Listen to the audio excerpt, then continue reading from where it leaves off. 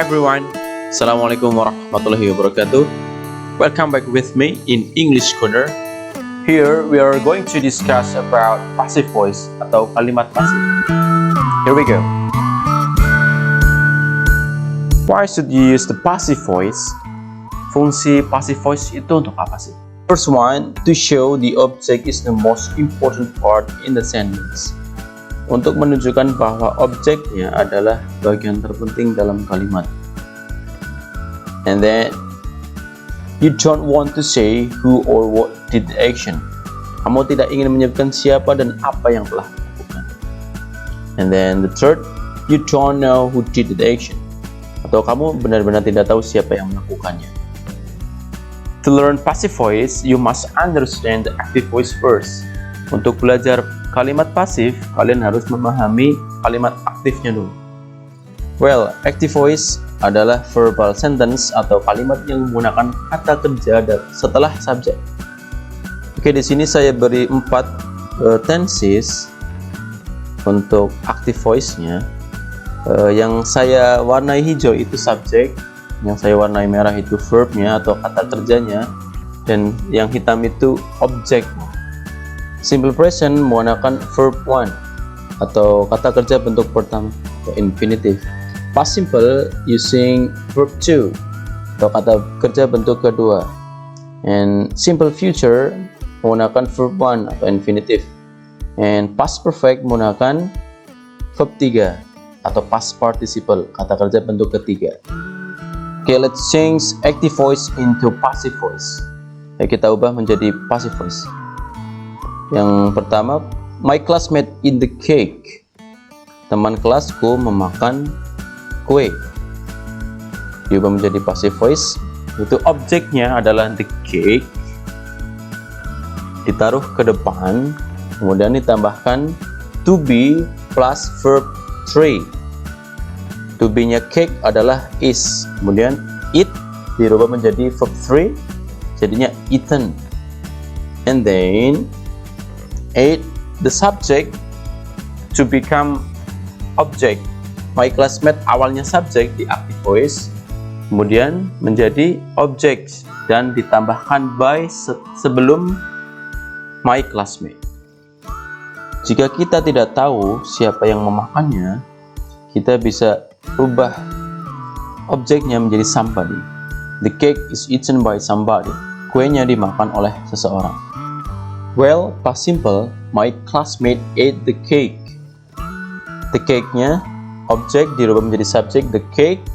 To be-nya karena past simple lampau, jadi to be-nya bukan is tapi was. And then verb 3, eaten by my classmate. Simple future, my classmate will eat the cake. Teman kelasku akan memakan kue. Jadinya the cake object dirubah menjadi subjek, the cake will tambah be, and then verb 3 eaten by my classmate. And then past perfect, my classmate has eaten the cake. Teman kelasku telah memakan kue. Cake object jadi subjek, the cake has, karena past perfect be-nya jadi been. The cake has been verb 3 eaten by my classmate. Okay, we got the pattern of passive voice. Di polanya adalah be atau to be plus verb 3, kata kerja bentuk ketiga. To be itu ada is, are. Kalau di lampau jadinya is itu jadi was, are jadinya were. Oke, verb itu ada dua ya, regular verb, kata kerja beraturan, dan irregular verb, kata kerja tidak beraturan. Contoh, study verb satunya, studied verb 2-nya, studied untuk tiganya. And then play, played, and played. Irregular verb, eat, verb satunya. Verb 2-nya jadinya ate, verb 3-nya jadinya eaten. And then choose, chose, and chosen. Teman-teman bisa belajar ini di kampus atau di Google. Okay, we back to our first example. The students eat the cake. Oke, itu kalimat aktif. Kita rubah menjadi kalimat pasif atau passive voice.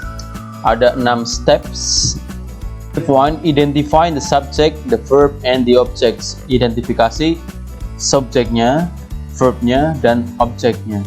And step 2. Move the object to become the new subject of the sentence. Pindahkan objeknya menjadi subjek dari kalimat. Jadi objeknya the cake menjadi subjek. Step 3. What is the verb tense in active sentence? Kita harus tahu tenses apa yang dipakai dalam kalimat aktifnya untuk menentukan to be yang akan dipakai di kalimat pasifnya. Apakah nanti dipakai is, are, atau was, were, atau be, or atau been. Dan step 4. Conjugate the verb be. Kemudian kalau sudah tahu tense-nya apa, kita menentukan to be-nya. Oke, tenses yang dipakai di sini adalah simple present. And then subjeknya adalah the cake tunggal, jadi to be-nya adalah is. Step 5. Add the past participle of the main verb after be. Kemudian tambahkan kata kerja bentuk ketiganya setelah be. Eat jadinya verb tiganya eaten. Step 6. Subject of the active sentence and add the word by before it. Tambahkan subjek yang di kalimat aktifnya tadi dan tambahkan kata by sebelumnya. Ya, jadi by the student. So we got the passive voice. The cake is eaten by the students. Kuenya dimakan oleh para siswa. Penggunaan passive voice yang sering kita jumpai adalah to be born. Jadi kalimat yang salah adalah my mother born me in 1992. Ibu saya melahirkanku di tahun 1992. Itu salah. Yang benar adalah I was born in 1992. Kemudian ada kalimat people call him Joe. Itu kurang tepat ya. Yang tepat adalah he is called Bejo or he's named Joe. Dia dipanggil Bejo atau dia bernama Bejo. And then the national anthem was written by W.R. Supratman. Lagu kebangsaan ditulis oleh W.R. Supratman. Now, please change the active sentences here become passive voice or passive sentence, and you may write down your answers in the comments box below.